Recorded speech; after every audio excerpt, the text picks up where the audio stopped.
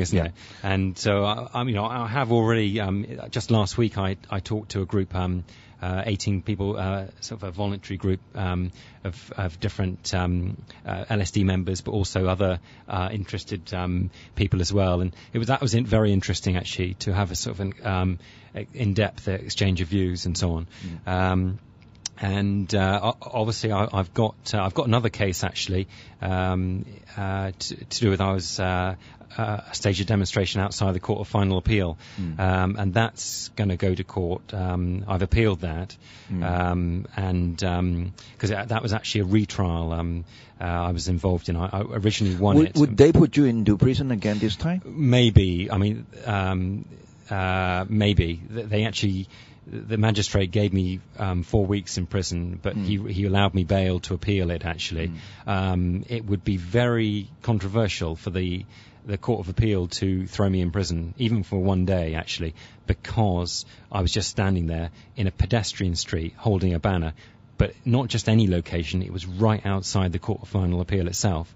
And especially in that location, it's very important to allow someone to express their opinion and stage a demonstration. So, the media are watching that one. They're waiting, perhaps, to see what the higher court will do with that. Because obviously that's an interesting case to do with. There's another landmark judgment to do with the Falun Gong a few years ago, staged a demonstration, and the Court of Final Appeal said that pedestrians have to walk around the demonstration, and that's what the law says. And I think with this case, the government are trying to change the law, actually. But it hinges a bit on reasonableness and about the length of the alternative route or the detour. But I expect that will be reported on in a few months' time, actually, once the result comes from the Court of Appeal. As I said, I think the government is trying to break your willpower to protest. And but don't worry, Matt. You have all the LSD supporters behind you. Yeah, thank you very much, Eddie. Yeah, thanks for that. And it is good to know, actually, that there people are supporting what I'm doing, actually, and it makes a difference, actually. And the government know that I'm as well as I'm doing my own thing. I'm also a member of LSD, and the government know that, actually, that the activists have got they can join forces, and they are conscious that they can't get away with being totally unjust, I think. But yeah, thank you, Eddie, for your support with it.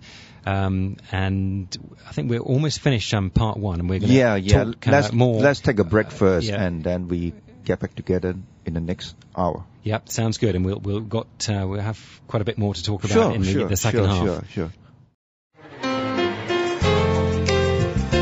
Power can be taken, but not given.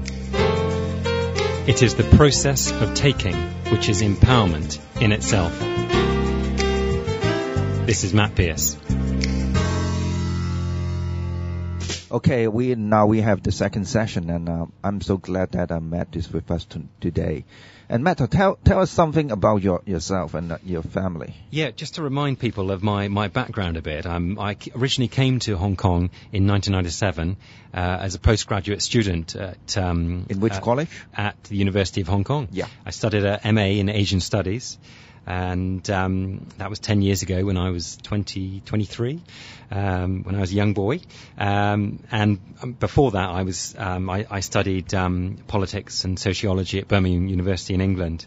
But I wanted to come over here and learn a bit about the situation, the political situation over in Hong Kong and Asia, thinking I was only going to be here for like 2 years and then go back.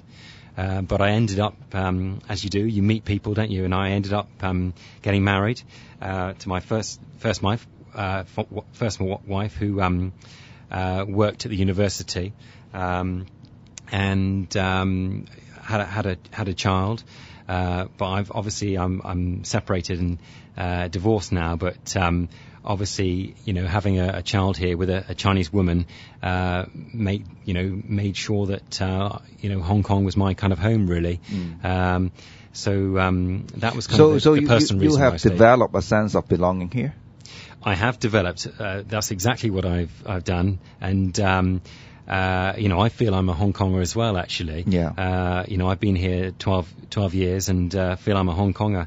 In some ways, as the time goes by, you kind of lose your ties from your home country. Actually, and I found that I have done that, you kind of. As you get older in your late 20s, you kind of form your own opinions and political opinions. And, I just decided to start this small political group here in Hong Kong. And then, once you've started your own small political group, there's no going back, actually. You can only go forward. And, that's what I've done. So how would you compare Hong Kong with an average British cities such as London or Birmingham? Hong Kong is unique, actually. It is unique in the whole world. It is unique in the whole world. I can safely say that, actually, in many different ways. It is a great place in many ways. It's a great place to be. In terms of politically, it's totally unique as well, because you've got freedom, complete freedom. People are relatively free, but they haven't got democracy. And also you've got the rule of law giving you some protection from the government. But obviously, the government use the law also to control people. But it does give people some protection. But obviously, on the other hand, people haven't got real power. They haven't got the right to vote and right to make choices and decide exactly what happens. And in a good society, the people should be telling the government what to do, and the government should be afraid of the people rather than the people being afraid of the government. But it is a special place. I love it here. The Chinese food is great. The people are fantastic. There's a really great mixture of different people from over the world, and obviously, local people as well, who I get on very well with. But there is one thing that you might not like it in Hong Kong. I mean the prison. Because you have been in the prison. I would say even in prison, actually, I would say the prison officers. That surprised me. Yeah, even I would say the prison officers were actually very, very nice. Actually, maybe it was perhaps a bit because they knew who I was, and they had to be conscious that.